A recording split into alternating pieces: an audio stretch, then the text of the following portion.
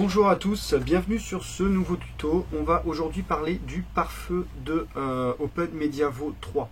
Donc le pare-feu est déjà lui préinstallé. On va le configurer. Maintenant, on a déjà fait toute une suite de vidéos avant ça. La playlist est juste en dessous dans les commentaires. On est sur un serveur avec plusieurs cartes réseau ici. Les plusieurs cartes réseau étaient en option, mais je vous laisse voir sur les vidéos d'avant si vous souhaitez. Si vous êtes déjà calé sur OpenMediaVault et que vous utilisez déjà, que vous êtes déjà bien habitué avec, vous pouvez arriver directement sur la section pare-feu. Donc ici on a le firewall. Voilà, on est sur cette partie là. Donc on avait dit que sur notre routeur on avait un serveur. Donc je ne vais pas représenter le routeur, hein. On va juste représenter le serveur ici, serveur.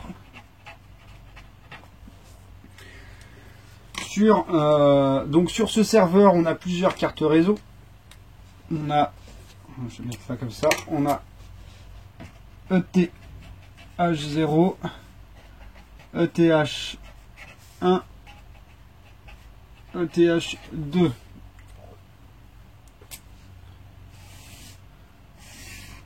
Évidemment, chaque carte réseau est bien connectée vers le routeur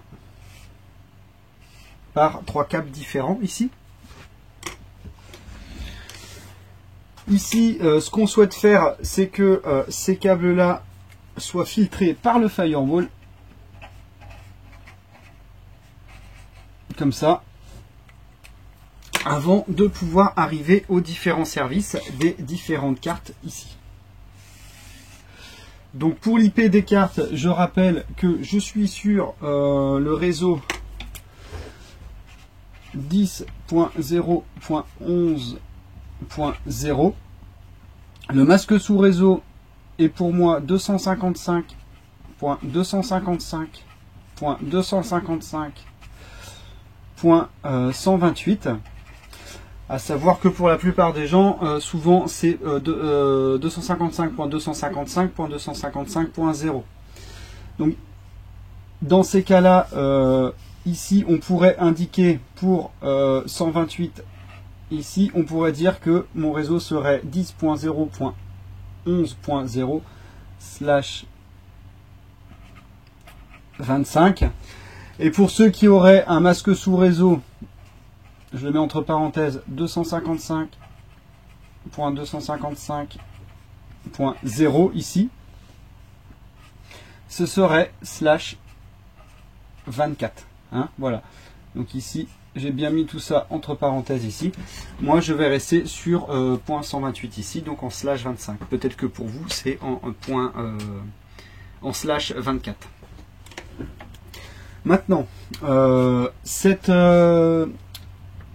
carte réseau ETH0, on avait dit que son IP c'était 10.0.11.74.75 pour ETH1, .76 pour l'ETH2.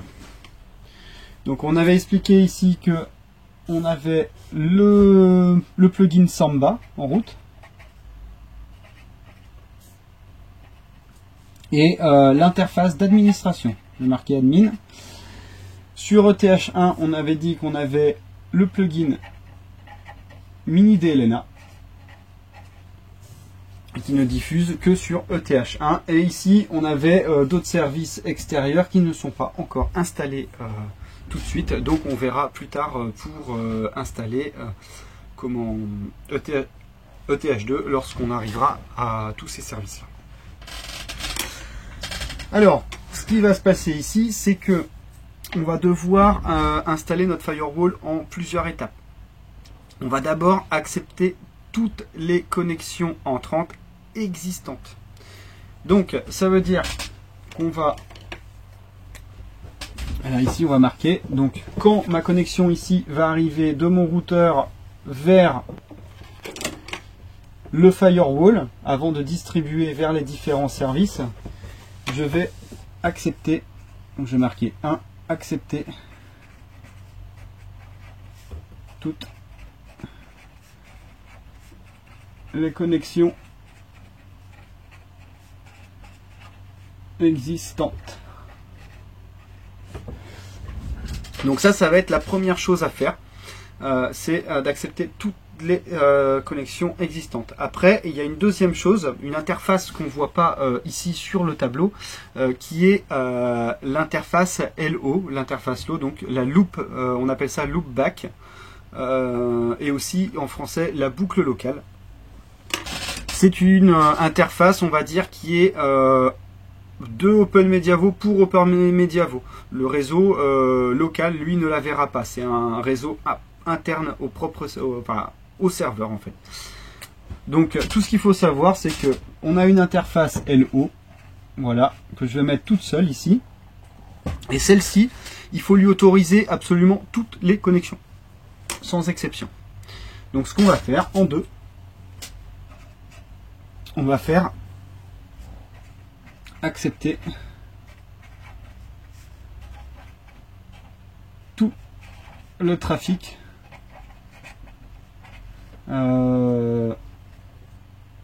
sur le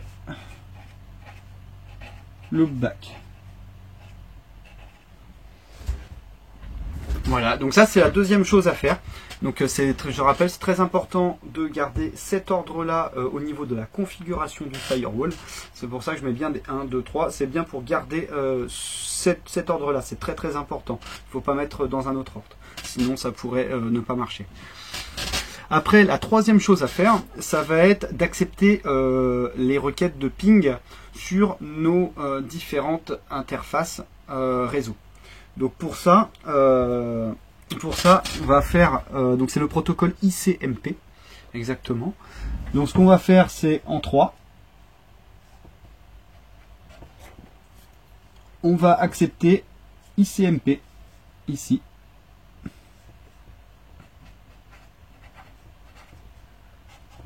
ICMP sur ATH1. ICMP sur ETH2. Donc je rappelle que c'est le ping. Maintenant qu'on est arrivé à ça, on sait que on va pouvoir autoriser toutes nos connexions sur nos différents services. Donc j'ai fait quelques recherches au préalable. Sur Samba, ce sont des ports totalement standards. Hein. Vous pouvez les retrouver sur Google. Hein. Vous tapez port Samba, vous allez les trouver. Il y a plein de tutos, il y a plein de sujets là-dessus. Donc, sur Samba, il faut avoir TCP 139. Il faut avoir TCP UDP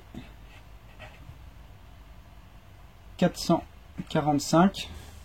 Il faut avoir la plage UDP 137 à 138. Voilà, donc ça c'est pour les... Donc le 139 exactement, c'est pour le transfert de fichiers, 445 pour le partage d'imprimante, et UDP c'est pour le NetBIOS, pour info. Donc après on était arrivé, on avait notre interface d'administration, donc c'est l'interface sur laquelle on administre OpenMediavo. Ce serait dommage de se bloquer tout seul. Donc pour ça, il va falloir créer une règle TCP. Donc je rappelle que dans les paramètres généraux, on avait modifié le port standard. On l'était passé de 80 à 8074, et pour le sécurité SSL, on était passé de 443 qui est en standard, on l'a passé en 443/74. Donc on va ouvrir ces ports là, 80 74 et ici TCP 443 74. Aussi pour le mini DLNA, donc pareil, il y avait un port qu'on pouvait changer, moi je l'ai laissé en standard. Comment on peut retrouver aussi pareil sur Google les ports standards du plugin mini DLNA. Donc ici on va ouvrir le port TCP UDP aussi d'ailleurs 8200, ainsi que le port UDP 1900. Voilà, et sur cette carte réseau, on n'a pas encore de service d'installer, donc pour l'instant, on ne va pas y toucher. Donc, on va passer à la pratique ici. Donc, on est ici en IPv4 et je vais vous montrer comment accepter toutes les connexions déjà existantes sur le serveur. Donc pour ça, on est bien en IPv4, on ajoute ici, donc on a dit connexion entrante, input, et on voit qu'il y a une option output, ce serait pour connexion sortante. Donc nous, on va régler les règles pour que les connexions entrantes. Ici, on a dit qu'on acceptait, donc accepter.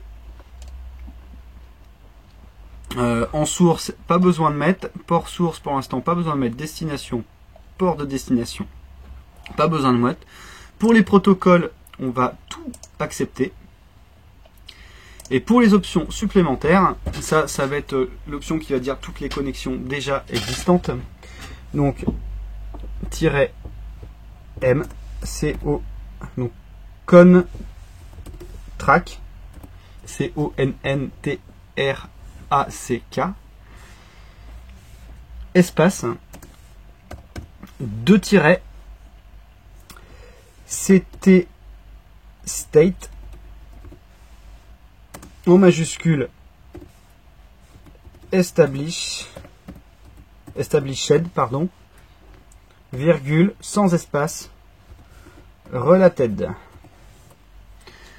Donc le fait de marquer ça, ça va nous autoriser, je vais marquer tiens dans les commentaires, ça c'est pas obligatoire les commentaires, c'est surtout pour s'y retrouver dans le futur sur notre pare-feu. Donc ici on peut marquer autorise toutes les connexions déjà established ou related. Voilà, donc ici on sait que ce sera toujours ce sera toujours la première chose à faire sur le pare-feu. Ce sera toujours en premier, cette règle-là. Ensuite, on a dit qu'en deuxième, il fallait toujours accepter tout le trafic qu'il y avait sur la boucle locale. Donc pour ça, on va faire ajouter.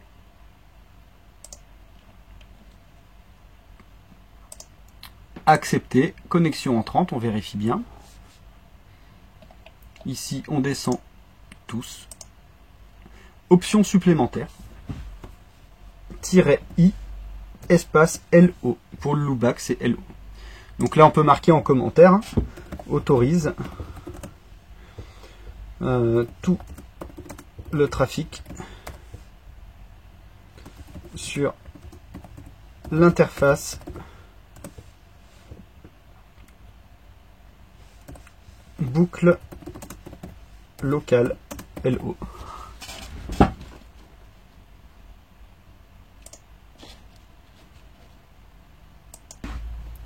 Donc on avait dit qu'en 3, il nous fallait autoriser le ping sur ETH0, le ping sur ETH1, et on a dit que sur ETH2, il n'y a aucun service, donc on pourrait le faire directement, mais c'est pas obligatoire.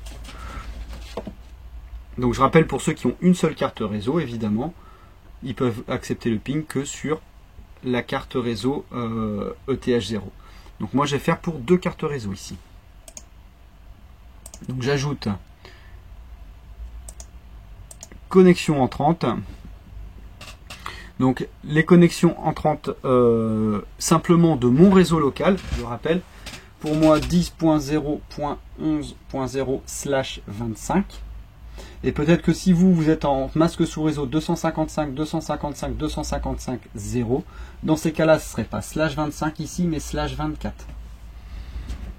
Donc 10.0.11.0/25 pour moi. Mais pour ceux qui seraient en /24, ça ressemblerait à ça. Il faut bien faire attention que ce soit bien le bon réseau qui soit accepté à cet endroit-là, hein, c'est très important. Parce que ici, le fait d'accepter la source de ce réseau-là, ça va empêcher que des personnes, par exemple d'Internet, qui sont sur un autre réseau, aient accès à cette partie-là de notre serveur. La destination, ça va être du coup notre carte réseau ETH0, qui elle est en .74. .0.11.0.74. Le port de destination, il n'y en a pas un en particulier puisque c'est le protocole ICMP pour le ping. Donc ici en commentaire par exemple on met autorise le ping sur ETH0. Je vais en avoir besoin après. Donc je mets dans le presse-papier.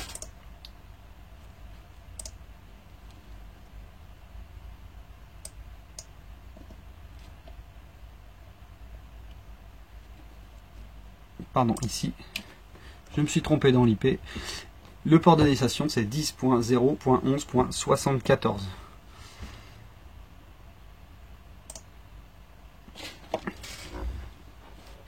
Donc, comme j'ai dit, pour ceux qui n'ont qu'une seule carte réseau, l'ICMP, ce serait terminé ce serait terminé. On passerait directement à l'autre étape. Là, pour moi, j'ai une autre carte réseau, donc je vais l'inscrire.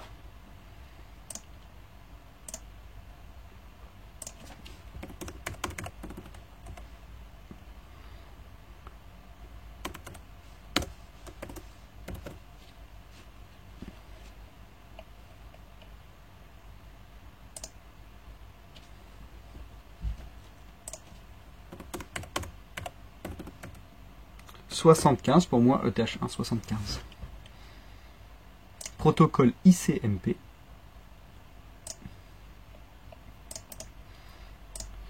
Et autorise sur le ping sur ETH1. Donc voilà, maintenant on peut passer à l'étape suivante qui va être d'autoriser nos services sur nos services de notre serveur. Donc on va peut-être commencer par l'interface d'administration qui est quand même la plus importante et celle à toujours garder. Donc ici l'interface d'administration qui est sur l'interface .74 ETH0.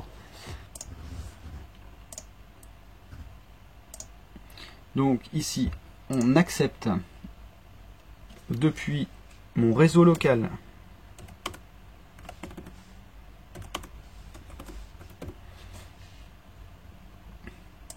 à destination de mon IP 10.0.11.74 ETH0, je rappelle. Sur le port d'administration 80.74 pour ceux qui avaient modifié ça dans les paramètres généraux, ceux qui n'ont rien modifié, ce serait .80. C'est un protocole TCP. Et ici, on peut marquer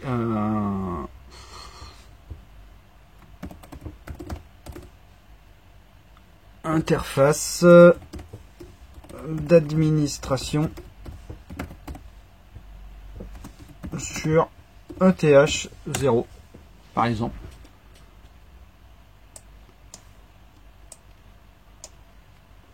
Interface d'administration HTTP.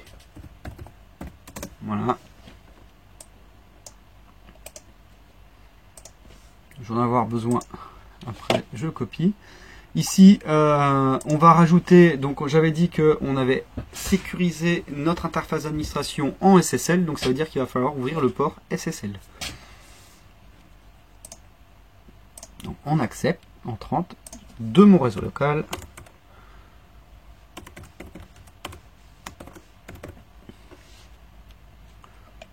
à destination de mon IP.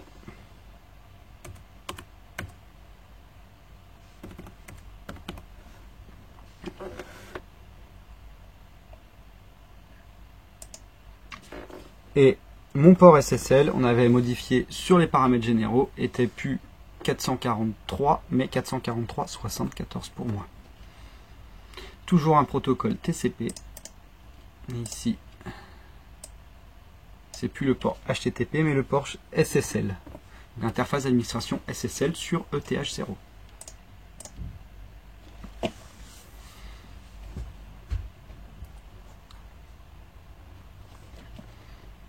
Donc après, on avait aussi le partage de fichiers Samba, ici. Donc on a vu pour les différents protocoles qu'on a bien recherchés sur Internet, on est sûr que c'est bien cela. Là, donc du coup, on va mettre toujours connexion entrante, accepter la source. Alors, comme c'est un partage local, dans ces cas-là, je vais accepter mon réseau local sur le partage local. Donc du coup, mon réseau local 10.0.11.0/25, port source on touche pas, à destination de l'IP de là où je souhaite diffuser Samba. Donc ça veut dire que moi je l'utilise sur ETH0 10.0.11.74. À port de destination, on avait dit qu'on avait besoin du port 139 en TCP pour le partage de fichiers. Donc ici, on va marquer, c'est marqué SMB. Voilà, on va marquer SMB, par exemple en commentaire. SMB, partage de fichiers.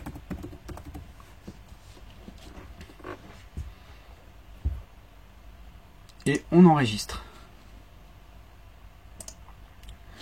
On ajoute, on avait dit qu'il nous fallait le port TCP, donc de mon réseau local 10.0.11.0/25 à destination 10.0.11.74 sur le port de destination 445 en TCP. Et là, on va marquer en commentaire SMB partage imprimante.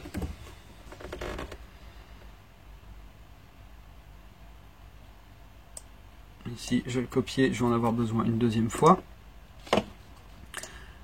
Ajouter, accepter depuis mon réseau local 10.0.11.0/25 à destination de mon IP ETH0 10.0.11.74 sur le port de destination 445 et on avait dit ici en UDP. En commentaire, c'est pareil, c'est pour le partage d'imprimante.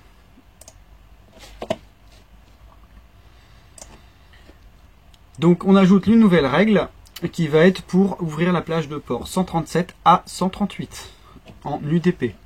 Donc depuis mon réseau local 10.0.11.0/25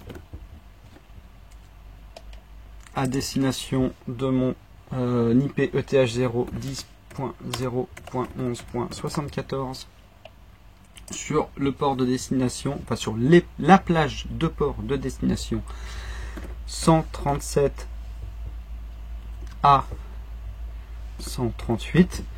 Donc ici, la plage de port, ça pourrait être par exemple de 137 à 400. Pour vous présenter la plage de port, de 137 à 400, ça veut dire que ça ouvre tous les ports, de 137 inclus à 400 inclus. Donc moi, j'ouvre que 2 ports, mais ça m'évite de créer une deuxième règle. Donc j'utilise la plage de port ici pour 2 ports, de 137 à 138 inclus. Ici, on a dit que c'était un protocole UDP. Et on avait expliqué que c'était pour SMB, pour Samba, et c'était pour le NetBIOS.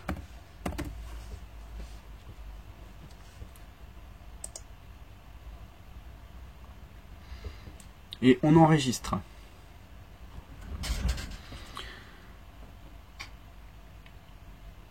Donc pour l'instant ici, je vais maintenant vous montrer déjà, on va vérifier que tout fonctionne bien jusque là.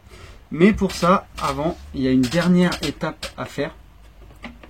Donc la quatrième étape, qui est la plus importante finalement, c'est de rejeter toutes les autres connexions qui pourraient exister. Donc ici, on pourrait mettre un petit 4 par exemple. Et là, ce serait rejeter toutes les connexions entrantes.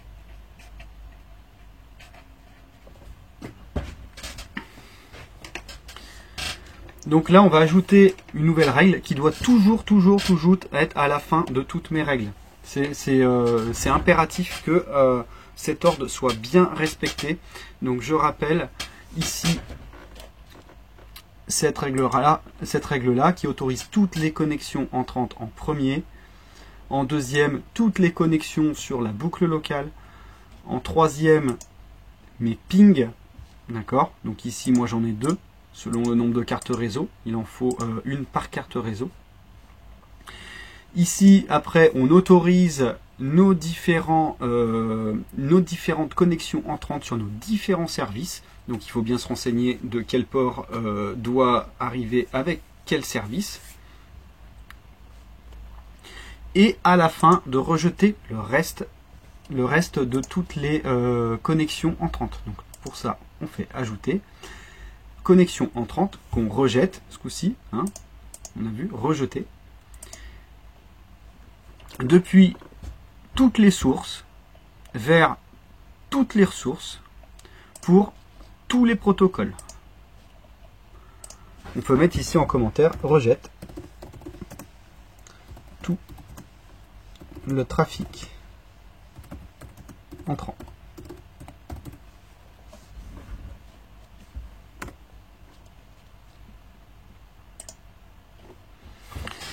Voilà, ici comme ça, on a déjà une structure pour tous les services de notre première carte réseau. Donc on va tout de suite faire enregistrer pour appliquer tous les services ici. Si on n'enregistre pas, ils ne seront pas appliqués dans le serveur. Et appliquer, oui. Et afin de tester tout ça, on va bien redémarrer notre ordinateur. Notre serveur, pardon. Donc là, on le redémarre bien, comme ça, on va pouvoir tester. Parce que comme on a dit que toutes les connexions entrantes devaient rester actives, peut-être que ça n'a pas marché quelque part. Donc pour bien vérifier ça, il faut redémarrer l'ordinateur. Donc c'est normalement assez rapide.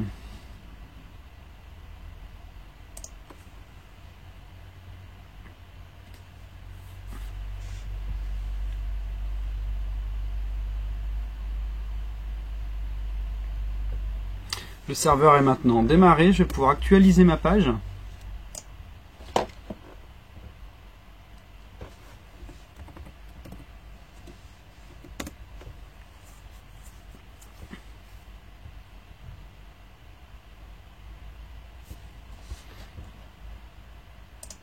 Retourner sur réseau et pare-feu pour retrouver les règles que je viens de créer. Donc ici on voit que tout marche nickel. Donc il faut bien faire attention d'ouvrir les bons ports. Donc je rappelle que c'est pour ça que c'est bien de créer un genre de petit tableau, comme ça, avec ici avec son réseau, son masque sous réseau, son DNS, savoir ce qu'on fait de l'IPv6 ici. De créer un petit tableau sur son serveur avec les différents services qui vont venir et d'y indiquer les ports ici. Comme ça, ça va permettre d'aider à la configuration de son serveur.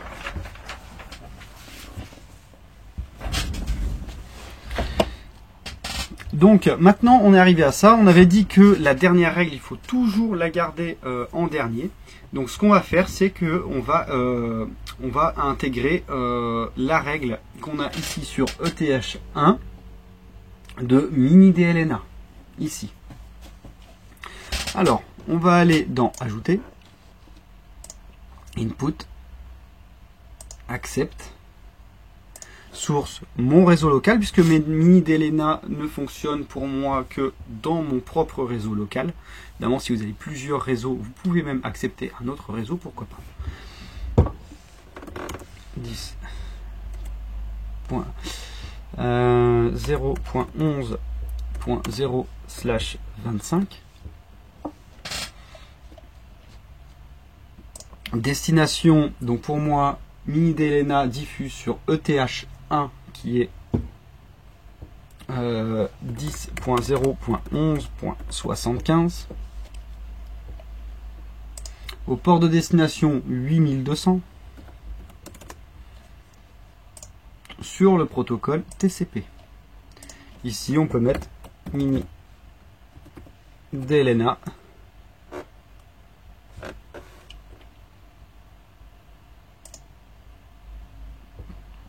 Et là, on va ici, vu que elle s'est mis après la dernière règle qui doit toujours rester en dernier, il suffit de la remonter par ce bouton ici. Donc voilà, comme ça, notre dernière règle reste toujours notre dernière règle. Donc on va ajouter les autres règles de la même façon. Accepter depuis mon réseau local.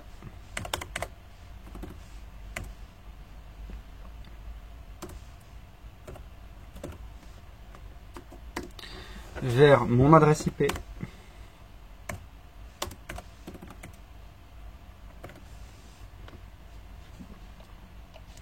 Sur le port 8200. En protocole UDP. Et ici, on peut mettre mini DLNA pour se rappeler que c'est toujours mini DLNA. On enregistre, on clique bien ici et on remonte pour avoir notre dernière règle, la dernière règle. Et on recommence avec UDP 1900 puisque mini DLNA marche sur le port 8200 et 1900. On ajoute la règle. On accepte une connexion entrante depuis le réseau local vers l'IP de mon serveur mini DLNA.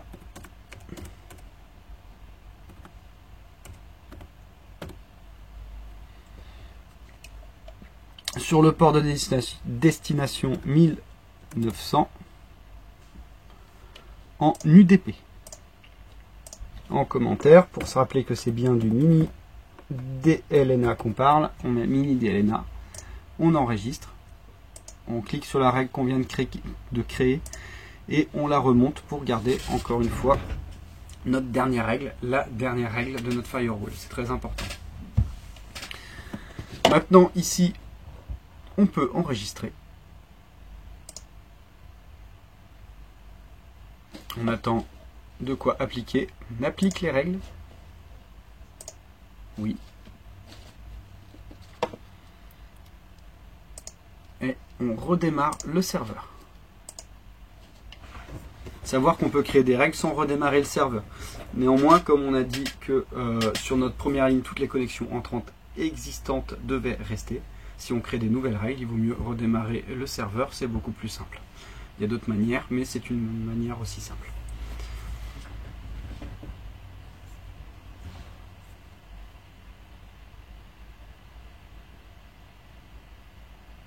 Voilà, mon serveur est redémarré. Je peux actualiser ma page ici. Donc déjà, j'y ai toujours accès, ça veut dire que je n'ai pas fait de bêtises. Voilà, donc ici, on voit bien que j'ai bien accès à mon serveur. Et on va regarder, alors, pour vérifier si on a accès à mini DLNA, on peut faire quelque chose de très simple. C'est taper l'IP du service mini DLNA, donc 10.0.11.75 pour moi, 2.8200. C'est notre port ici qu'on a bien indiqué, 8200. Et si on fait ça, on va tomber sur un petit tableau. Voilà, ici on voit que on a bien notre tableau mini DLNA avec le statut mini DLNA ici. Voilà. Donc c'est une technique pour vérifier si on y a bien accès. Donc je rappelle ici qu'on a configuré notre firewall en IPv4 et pas en IPv6. Ça veut dire que si vous êtes en IPv4, ici, je marquais bien firewall IPv4 ici. Ça veut dire que s'il y a une connexion entrante qui arrive ici, on va la mettre en orange, une connexion entrante IPv6 qui arrive par ici, qui souhaite arriver par notre firewall, mais il faut savoir qu'ici, on n'a rien mis comme règle en IPv6. Ça veut dire que, du coup, il faut recommencer exactement la même chose, mais sur IPv6 pour sécuriser absolument tous nos services en IPv6. Si on n'utilise pas l'IPv6, le plus simple, c'est simplement de le désactiver. C'est très bien d'avoir sécurisé en IPv4, mais un peu moins bien de du coup pas l'avoir sécurisé en IPv6. Du coup, on peut quand même complètement rentrer sur le serveur via l'IPv6. Donc voilà pour ces petites infos. Pour l'IPv6, ça fera l'objet d'un autre tuto plus tard. Pour l'instant, on arrivait à sécuriser en IPv4 notre serveur. Et encore d'autres vidéos vont venir s'ajouter à cette playlist de vidéos pour aller encore beaucoup plus loin sur OpenMediaVault, parce que OpenMediaVault permet d'aller encore plus loin qu'un NAS. Là, on a fait le NAS, maintenant on peut aller encore plus loin et on verra comment. Sur ce, je vous dis une bonne journée et allez, ciao!